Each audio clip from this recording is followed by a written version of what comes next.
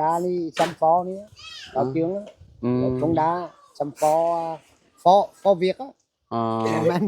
แปะว่าหยังบ่เตียง บ่ละว่าคอยเป็นคนขยันตอนนั้นเฮ็ดเวียกนำลาวกับ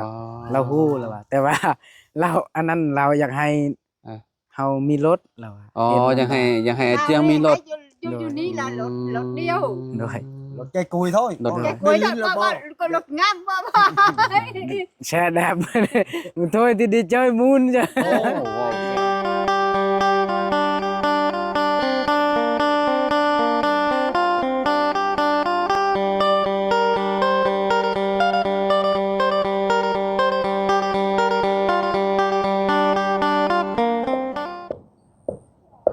ว้าวพี่น้องเอ๋ยเนาะเปิดภาพมา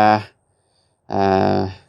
ยามแรงๆพี่น้องเอ๋ยเนาะมาพบมาพอกันกับเฮาคือเก่าคือเดิมพี่น้องเนาะเพิ่มเติมคือพ่อตากับแม่ยายของน้องอาเจืองเพิ่นก็มาแล้วพี่น้องเอ๋ยเนาะเพิ่นก็มาฮอดจักโมงบุนี่เนาะอาเจืองเพิ่นก็บ่ฮู้ว่าเพิ่นล่มกับไผพี่น้องเอ๋ยเนาะเดี๋ยวเขาไปหาทางอาเจืองเพิ่นก่อนเนาะป๊อดเนาะพี่ทางสบายดีเด้อพ่อเด้อเนาะอ๋อพี่พ่อมาพี่ให้ก็มาฮอดบ่โอ้โดยสบายดีเด้อน้องเจืองเด้อสบายดีเนาะอ๋อเพิ่นเป็นไผน่ะเจือง เป็นเวียดเอา โอ้ เคยเฮ็ด ขออนุญาตหน่อยเนาะ เฮ็ดสวนตอนนั้น อ๋อก็คือเราเคยจ้างเจ้า โดย ม ตอนนั้นเคยเฮ็ดกับลาวก็ฮักแพงตอนนั้น โดยมาแสดงมาแสดงบ่ซะมาแสดงความยินดีกับเราเด้อมื้อเด้อขึ้นบ้านใหม่แล้วนี่ chương bỏ leo โดย พี่น้องเอ้ยเนาะงามบ่เฮือนเรา ngam งามเนาะ ngam โอ้เว้าลาวเก่งเนาะเราก็ได้เนาะ โดยเก่ง ทั้งเมตู้ก็เว้าได้บ่ ได้อยู่ ได้คือกัน เราอ เนาะ ยู่ลาวหลายปีแล้ว โอ้พี่น้องเอ้ยเนาะ thương ngam งามเฮือนเพิ่นเนาะคือว่าสุดยอดแหละพี่น้องเอ้ยคะแนนมาให้อาเจียมเพิ่นว่าเพิ่นหานี่คือสิบ่ได้เพิ่นว่าพี่น้องเอ้ยเนาะ thương mi chương mi cái lột ni ke quỳ là mi ngân này bò mi lột bò cay bò mi ngân chương cả lột xăm ni nữa hay เนี่ย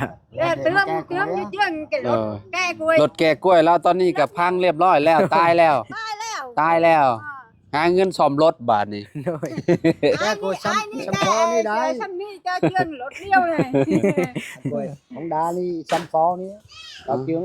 อืม bóng đá chăm phó việc á อ๋อแปะว่าหยังบ่เตียง บ่ละว่าคอยเป็นคนขยันตอนนั้นเฮ็ดเวียกนำลาวกับ อ๋อ เราฮู้แล้วว่าแต่ว่าเราอันนั้นเราอยากให้เฮามีรถแล้วว่า อ๋ออยากให้ไอ้เตียงมีรถ อยู่นี่là lột điêu โดย lột cây cùi thôi Lột Còn cây lột cuối đi là thôi bỏ có lột ngam mà แช่แดบ มันthôi thì đi chơi moon chứ โอ้ว้าวเป็นเด้อ เลยแช่จุ้ยๆthôi đi môn được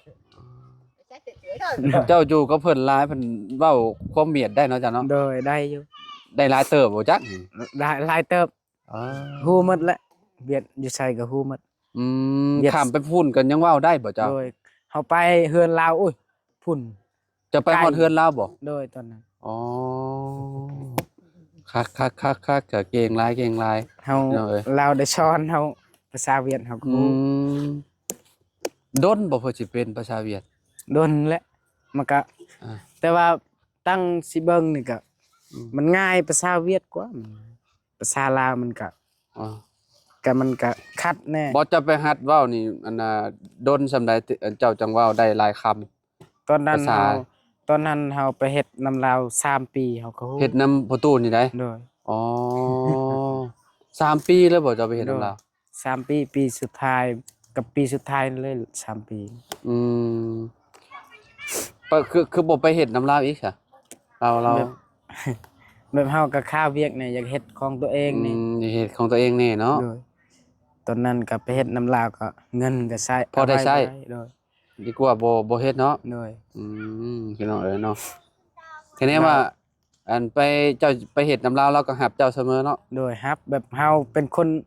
ถือว่า คนเก่านะ ค เนาะ นเก่าแล้วก็เก่งแก่กล้วย เก่งพร้อม เก่ง อาเจืองเก่งบ่พ่อ เห็น เอ อันน้อย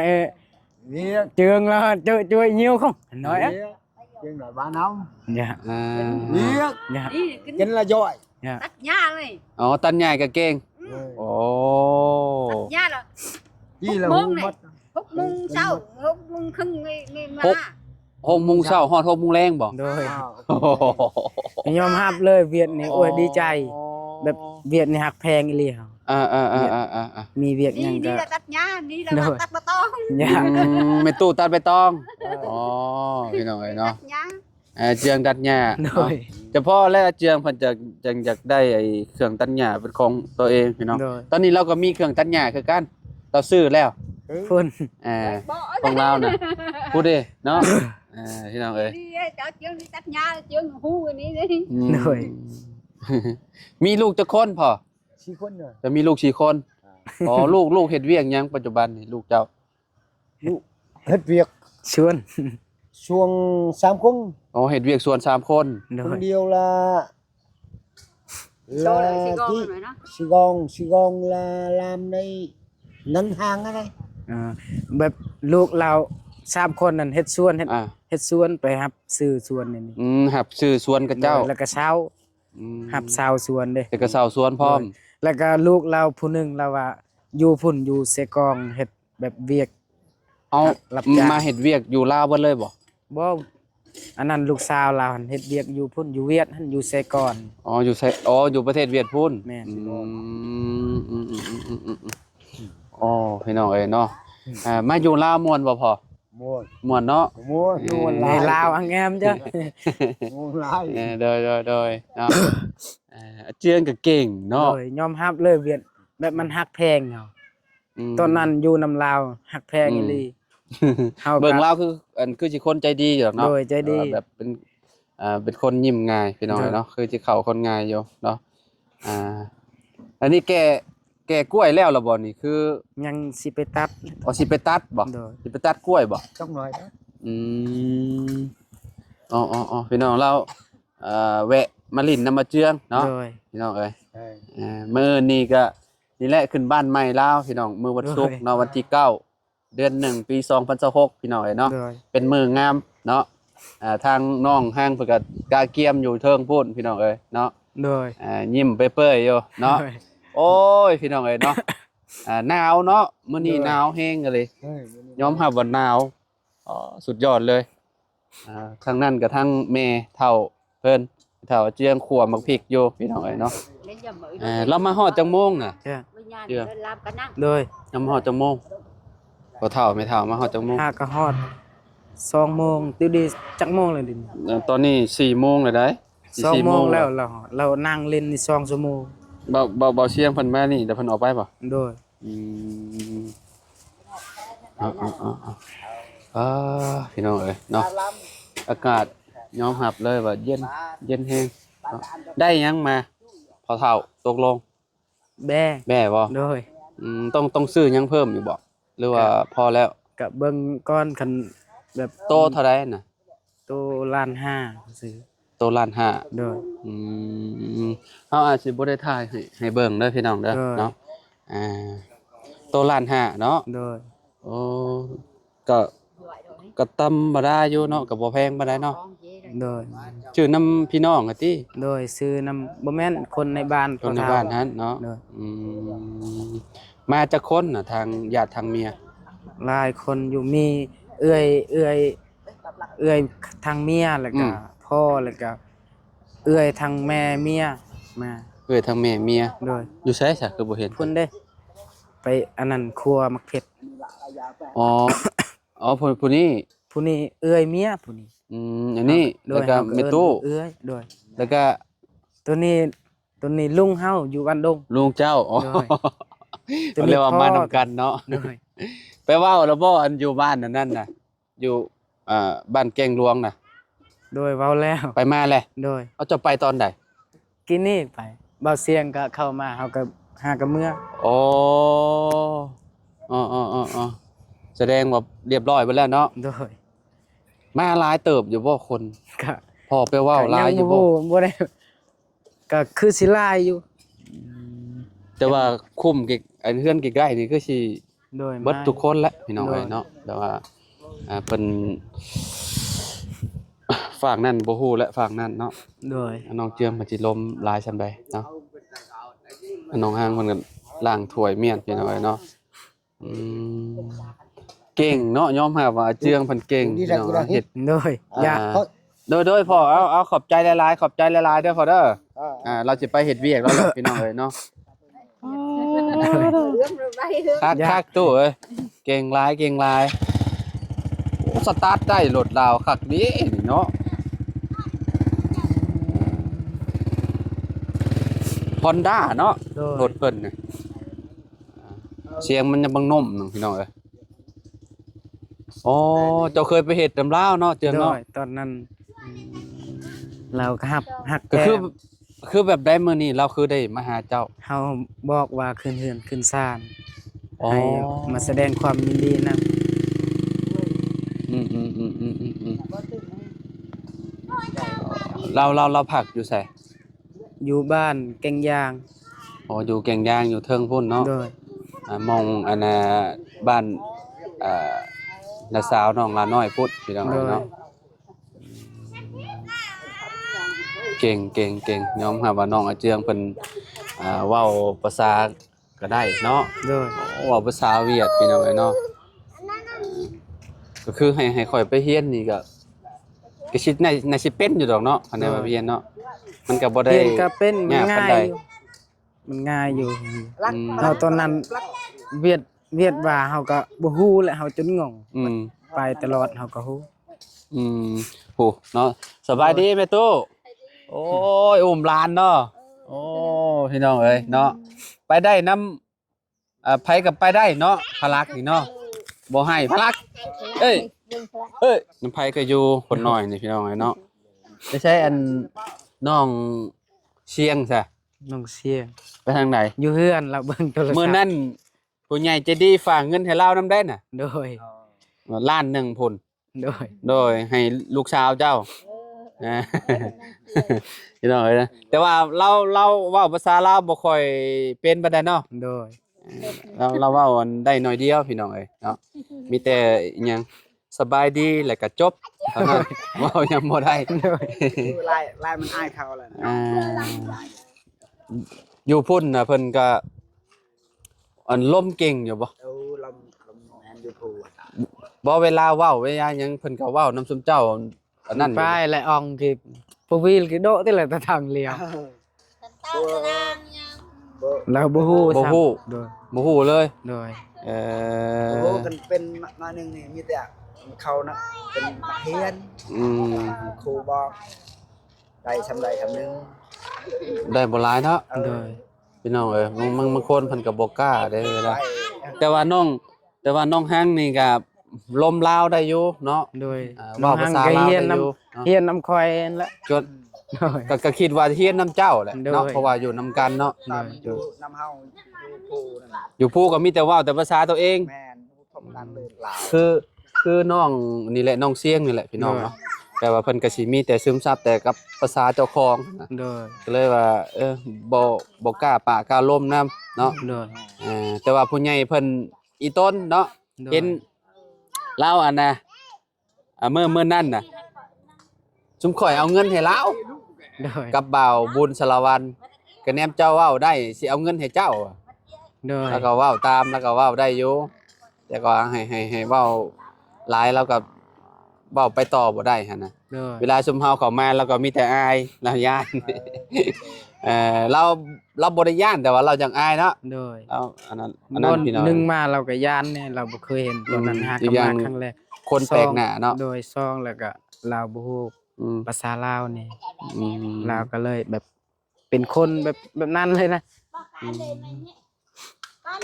แต่ว่าอันนี้น่ะลูกพี่ลูกน้องเนาะเดี๋ยว โดย เรามาซอยเวียกเนาะ โดย ดีแล้วเนาะแบบว่าเฮาตอนนี้เฮาก็กล้าเกียมเนาะ โดย อันน่ะเมียนพี่น้องเอ้ยเนาะเพราะว่าถ้าเฮ็ดมื้ออื่นมันก็บ่ทันแล้วเนาะตอนนี้ตำบักพริกเมียนพี่น้องเอ้ยเนาะ โดย ตำบักพริกแล้วก็ คั่วก็คั่วน้ำบ่ เข้าครัวบ่แล้ว บ่ได้ลาบบ่ได้ใส่ข้าวคั่วบ่ ลาบแบะบ่ได้ใส่ข้าวคั่ว บ่ใส่บ่ โดย ใส่แต่หมกพริกบ่ โดย พวกผักพวกหญ้าอะไรเนาะ ผักได้อยู่คันลาบปลานี่ใส่ข้าวคั่วอยู่ แบ่นี่บ่ได้ใส่บ่ แบะบ่แหละ อ๋อตั้งแต่ข่อยบ่เคยกินลาบแบ่จักเทื่อ โดย เคยกินแต่ย่างมัน โดย แล้วก็อบเท่านั้นพี่น้องเอ้ยเนาะลาบแบ่จะเป็นแบบใดแหละ โดย น่าสิแซ่บอยู่คิดว่าเนาะ ก็แซ่บอยู่ บ้านน่าก็หลายเด้อแบ่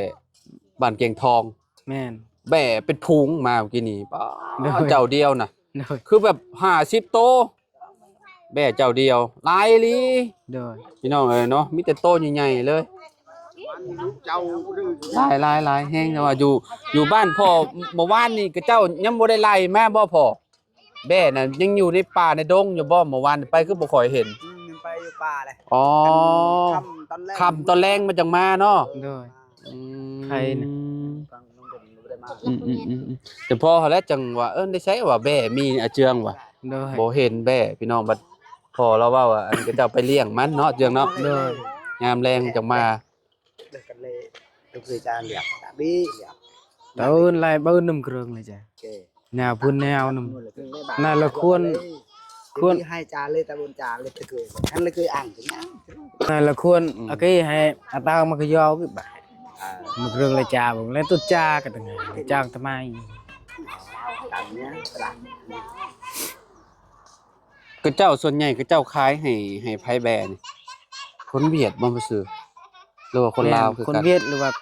คนเวียดก็ซื้อคนเราวเทิงเฮาก็ซื้อ อืม คนลาวก็ ก็เจ้าหับซื้อส่งไปเวียดคือกันเนาะ โดยเราส่งไปเวียดเราก็ขายเป็นโลคือกัน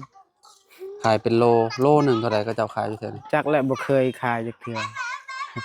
ในบ้านข่อยนี่ก็ประมาณแสนปลายบ่มั้งโลนึง140,000 150,000เอาจัก โดย ประมาณนั่นแหละเนาะขนาดชิ้นงัวก็ยังประมาณ140,000 โดย ชิ้นแบ่นี่แฮงแพงกว่าอีก เอซื้อนี้อยู่บ้านเฮาเราตัดโลกะโลเลย บ่ได้ช่างโลบ่นี่ ให้ชื่อ มีแต่เบิ่งโตใหญ่ เบิ่ง ใหญ่ โตแล้วก็เอารถดิ นี่ซ้ำนี่เบิ่งล้านห้า อืมพี่น้องเอ้ยเนาะก็ได้ไก่ก็ได้มาบ่ไก่ก็ ไก่ มา ยังบ่ได้จักสิซื้ออยู่ใส่ไก่ เจ้า มีแต่ไก่มัดแค่นั้น ไก่มัดแขนได้อยู่ โดย อืมก็ต้มไข่น้ำ โดยไข่น้ำ ต้มไข่น้ำแล้วก็ไก่ตัวหนึงแหละมาเพื่อว่าสร้างสิ่งจะไปบอกแล้วบ่ สร้างบ่ให้เขาให้เบาเสียงเลย ให้ มอบให้ เบา เบา เสี เสีย ย ง ง เนาะ โดย เพราะว่าน้องเจืองเพิ่นก็บ่ฮู้เราเฮือนสร้างอยู่ไส โดย เนาะมีแต่แล้วก็บอกเบาเสียงเพิ่นไว้ให้แล้วก็ โดย เจ้าก็บอกว่าช่างบอกช่างมานํ สร้างเสียงเป็นอันนั้นเป็นลมชักนะค่อยก็อยากไปหาอยู่แต่ว่าบ่มีเวลาสิไป บ่เป็นหยังทีมงานเพิ่นมันก็สิบอกเองดอก โดย เนาะทั้งสร้างแหล่สร้างปื๊ด โด เนาะ ย